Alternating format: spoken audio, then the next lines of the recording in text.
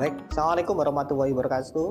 Terima kasih pada kesempatan kali ini bertemu dengan saya Pak Setio Andi Nugroho, dosen Prodi Kopi ya.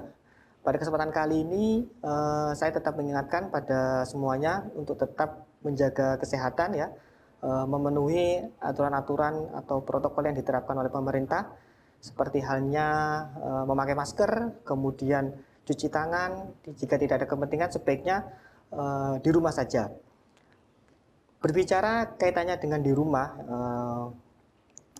ini tidak terlepas dari kegiatan di rumah. Biasanya bapak-bapak, ibu-ibu selalu menikmati yang namanya hidangan kopi. Ya.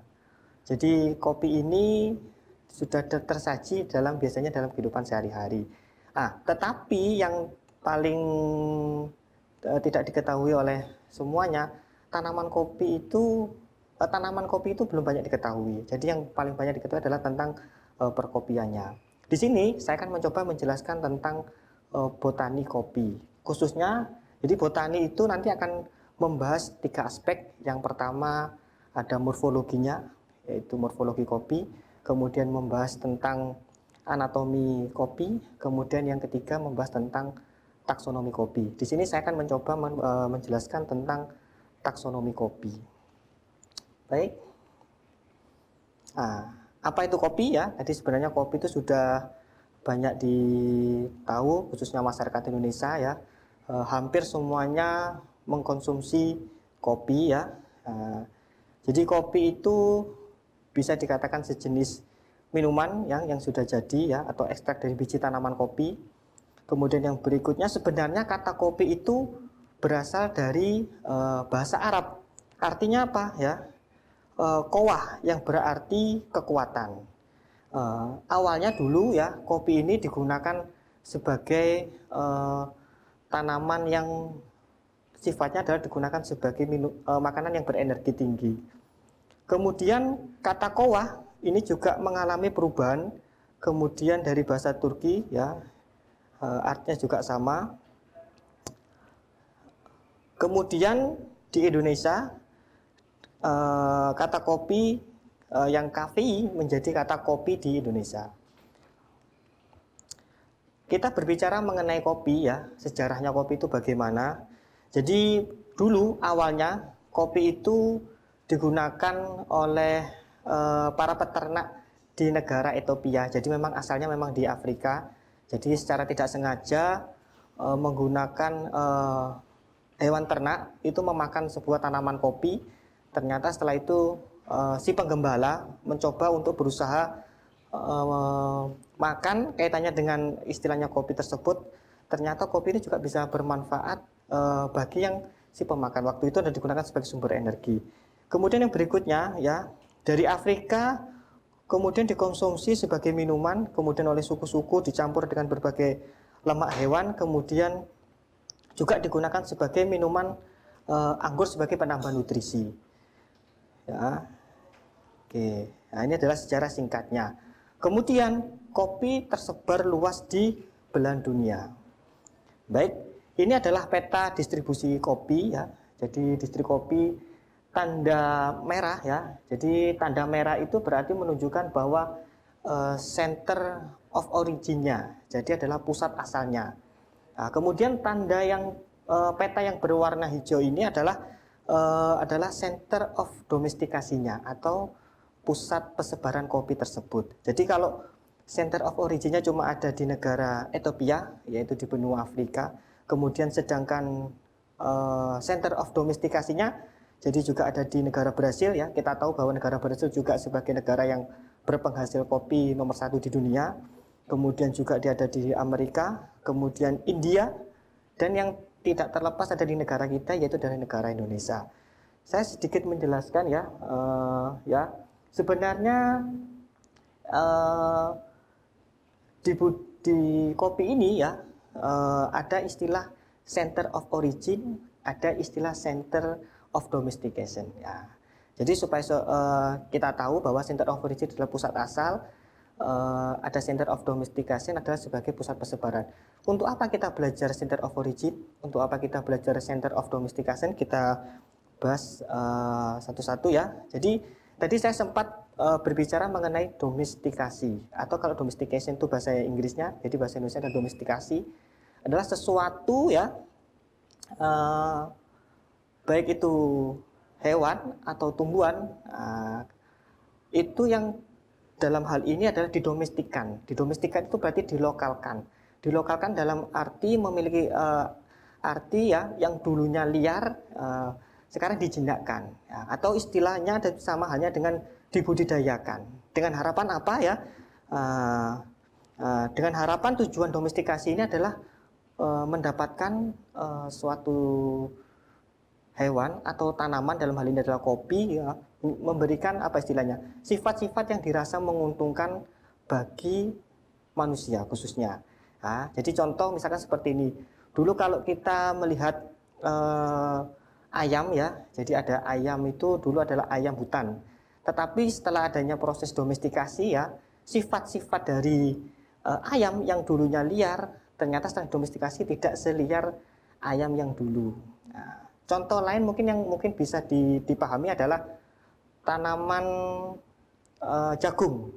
Ya, jadi dulu tanaman jagung ya, selain panennya lama, kemudian jumlah bijinya juga tidak banyak, tetapi setelah didomestikasi kita mencoba untuk memberikan karakter-karakter yang menguntungkan. Contoh, sifat pemanennya lebih pendek, kemudian buah yang diharapkan juga besar. Sama halnya dengan kopi.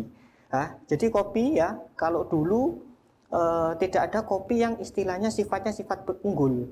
Nah, jadi atau kopi yang nenek moyang. Nah, itu ditemukan di daerah yang center of origin. Nah, sehingga setelah dilakukan domestikasi ya, muncullah kopi-kopi yang varietasnya memiliki sifat yang unggul. Nah, salah satunya kopi yang memiliki cita rasa yang baik seperti itu.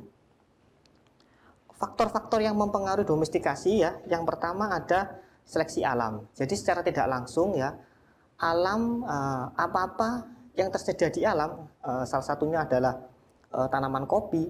Jika dirasa jenis tanaman kopi itu tidak disukai oleh manusia atau karena ada kondisi faktor lingkungan yang tidak mendukung, maka dengan sendirinya kopi tersebut ada yang terdegradasi, dalam hal ini adalah ada yang punah, ada yang masih dipertahankan.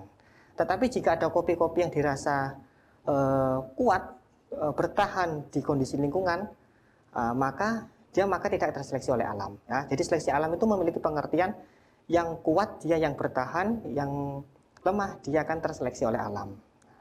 Kemudian selain seleksi alam juga ada yang disebut sebagai seleksi buatan. Ya, faktor yang mempengaruhi domestikasi adalah seleksi buatan. Jadi seleksi buatan itu adalah seleksi yang dibuat oleh manusia itu sendiri. Ya, seperti yang saya ungkapkan di awal yaitu yang ada tanaman kopi yang dirasa tidak begitu sifat-sifatnya disukai oleh manusia, maka dengan sendirinya dia tidak banyak digunakan atau dibudidayakan pada zaman sekarang ini. Nah, jadi faktornya ada seleksi alam, ada seleksi buatan. Baik, sebenarnya tadi saya di awal judulnya mengenai taksonomi. Apa sih pentingnya taksonomi bagi tanaman kopi ya? Jadi taksonomi itu adalah ilmu yang mempelajari tata nama ya, penggolongan, pengklasifikasian sesuai dengan karakter yang ada pada tanaman kopi itu sendiri. Jadi kenapa kok kita harus belajar taksonomi? Pertanyaan ini seperti halnya kita menjelaskan mengapa kita diberikan setiap manusia ada nama-nama yang berbeda. Ada yang namanya Budi, ada yang namanya Agus, ada yang namanya Andi, dan lain sebagainya, digolongkan. Adapun supaya apa? Yang pertama adalah memang supaya ada kemudahan ya. Kemudahan dalam mengenal karakter satu dengan karakter yang lain. Sama halnya dengan kopi. Jadi kalau belajar dengan taksonomi kopi, kita dengan harapan apa? Setidaknya kita mengenal karakter kopi itu sendiri. Kemudian kalau sudah tahu karakternya, bagaimana memperlakukan tanaman kopi itu sendiri. Baik ya, jadi yang pertama tujuannya adalah menyederhanakan objek supaya lebih mudah dipelajari ya. Jadi kalau sudah tahu karakternya, misalkan kopi jenis A, kopi jenis B, kopi dan jenis C, ya, kalau sudah mengetahui karakternya, maka kita tahu bagaimana memperlakukan jenis kopi tersebut. Yang berikutnya untuk mendeskripsikan ciri-ciri ya makhluk hidup ya, membedakan tiap jenis supaya lebih mudah. Tadi sudah sempat saya singgung di awal. Kemudian yang ketiga ya, mengelompokkan sesuai karakternya atau persamaan cirinya. Ini menjadi sangat penting ya. Kemudian yang berikutnya adalah untuk mengetahui hubungan ya, kekerabatan dan sejarah evolusinya. Jadi ya, terkadang kita bicara taksonomi ini juga berkaitan dengan bidang yang lain. Salah satu contoh mungkin bidang genetika juga bisa kita ikuti ya. Jadi terkadang untuk mengetahui bagaimana tingkat kekerabatannya, kita juga bisa menggunakan sekuen gen ya. Jadi seberapa dekat antara kopi di daerah A atau kopi ke daerah B, itu bisa kita lihat di dalam ilmu genetika. Baik, itu tadi kaitannya dengan pentingnya taksonomi tanaman kopi. Berbicara mengenai taksonomi, jadi tatanan taksonomi itu ada tingkatannya ya. Jadi tingkatan yang paling tinggi sampai tingkatan yang paling rendah ya. Jadi kalau urutannya ya, yaitu yang pertama ada kingdom ya, kemudian ada phylum, kemudian ada kelas, kemudian ada ordo, kemudian ada family, dan genus, dan terakhir ada spesies. Karakter-karakter yang ada di sini ya, jadi karakter kingdom ya, itu adalah karakter yang istilahnya memiliki karakteristik yang lebih banyak ketimbang karakter-karakter yang ada di bawahnya, yaitu seperti halnya phylum, kemudian ada karakter lebih khusus lagi masuk dalam kategori kelas, kemudian lebih spesifik lagi masuk dalam kategori ordo, dan sampai tingkatan ke spesies. Ya, jadi memang ada beberapa kesamaan ya, tetapi semakin ke bawah artinya juga punya karakteristik yang khusus. Sampai tingkatan spesies. Kalau sudah sampai spesies, berarti hanya spesies itu saja yang memiliki karakter tersebut ya. Jadi ada kingdom ya. Kingdom itu seperti halnya kalau diartikan dalam Indonesia ada kerajaan ya. Jadi ada kebetulan kalau kita berbicara tanaman kopi, berarti kingdomnya adalah memang kingdomnya masuk ke plante ya, tanaman ya. Kemudian ada phylum, ada kelas dan sebagainya. Baik. Ada sistem 5 kingdom ya. Ini cuma bertahan lama. Kita berbicara mengenai klasifikasi ini. Dulu mengenal kingdom ini hanya kingdom hewan dan tumbuhan saja. Tetapi dengan berkembangnya zaman sampai ada 5 kerajaan kingdom ya. Jadi ini yang cukup lama Whittaker. Tetapi kalau mau lihat sejarahnya, saya beritahu sejarahnya seperti ini ya. Jadi dulu menurut Linnaeus ya, dia juga kebetulan ahli taksonomi juga ya. Jadi yang dulu hanya bisa membedakan plante dan animale ya. Jadi hanya bisa membedakan tumbuhan dan hewan. Itu memang karakter yang secara kasat mata kita bisa membedakan. Ya, kemudian berkembang lagi menurut Haeckel. Jadi ada lagi namanya Protista, muncul lagi kingdom. Kemudian muncul lagi, ada tambahan lagi ada Monera. Kemudian lagi yang di Whittaker, ketambahan fungi ya. Kemudian ada ketambahan lagi ada ya, jadi ada plante, ada animalia, ada Protista, Eubacteria, kemudian ada Archaebacteria, dan ada jamur sendiri ya. Jadi sudah secara garis besarnya memang sudah menyinggung kaitannya dengan sejarahnya kingdom itu sendiri. Baik ya, karena kita masuk dalam tanaman kopi ya, kingdomnya adalah kingdom plante ya. Sebenarnya kingdom plante atau tanaman ini dibagi menjadi 2 ya, ada yang tidak berpembulu, ada yang berpembulu ya. Apa maksudnya ini ya? Jadi yang berpembulu itu adalah biasanya adalah yang memiliki jaluran xilem phloem atau pengangkut. Yang tidak berpembulu, maka yang tidak memiliki apa istilahnya, jalur penghubung yang lengkap seperti halnya xilem dan phloem. Jadi ada yang berpembulu, ada yang tidak berpembulu. Kemudian yang tidak berpembulu contohnya seperti apa? Contohnya di sini dijelaskan ada lumut ya. Jadi lumut bisa masuk ya, ada Bryophyta dan teman-temannya yang lain. Bagaimana dengan kopi? Kopi masuk dalam kategori yang berpembulu ya. Jadi yang mana? Kita lihat lagi ya. Berpembulu itu bisa paku ya. Ada juga tanaman tumbuhan yang berbiji. Kopi masuk tanaman berbiji apa tidak? Nah, kita lihat kalau dia masuk tanaman berbiji yang bagaimana? Karena tanaman tumbuhan berbiji juga dibagi menjadi dua. Ya, ada tanaman tumbuhan berbiji terbuka, ya, yaitu gimnosperme, dan tumbuhan biji tertutup atau angiosperme. Nah, angiosperme juga dibagi lagi dua. Ada monokotil, ada dikotil. Nah, ini menjadi penting ya, tatanan-tatanan seperti ini. Baik, berikutnya kopi sendiri ya. Nah, ini ya. Jadi kopi itu ya tadi sudah sempat saya singgung ya, taksonominya masuk dalam kingdom plantae ya, yang artinya adalah kingdom tumbuhan. Kemudian sub kingdomnya adalah Tracheobionta atau tumbuhan yang berpembuluh, tumbuhan yang memiliki apa istilahnya, xilem dan floem yang lengkap. Kemudian super divisinya masuk ke dalam spermatopita, yaitu menghasilkan biji ya. Kemudian yang berikutnya kelasnya masuk dalam kelas divisi dulu ya. Jadi divisinya adalah Magnoliophyta, yaitu adalah tanaman yang berbunga ya. Berikutnya ada kelasnya Magnoliopsida, yaitu berkeping dua atau dikotil. Tadi sudah sempat menyinggung ada monokotil, ada dikotil. Jadi yang dikotil itu berkeping satu, yang monokotil itu adalah berkeping dua. Kopi masuk dalam kelas Magnoliopsida karena dia bijinya berkeping dua, maka dia langsung masuk dalam ranah tumbuhan dikotil. Kemudian subkelasnya masuk dalam Asteridae. Kemudian ordonya Rubiales ya.